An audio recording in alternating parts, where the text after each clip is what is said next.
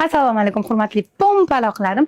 O'zimga o'xshagan pamposhka qizlar oyoqlarida problemalari bor. Oyoqlari og'rib qoladigan, charchab qoladigan qizlarimiz uchun eng zo'r Hermes premium kачестводagi original bo'lgan tapchkalarimizni obzorini qilib beraman. Endi bundan buyog'iga tapchka sezoni ham keldi. Tak ranglari korичневый men kiygandan mana rosa chiroyli. Albatta Hermes oranжевый rang bilan trendga chiqqan.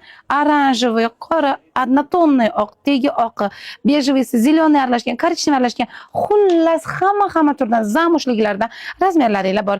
Kelib, kiyib ko'rib olib ketish tekin.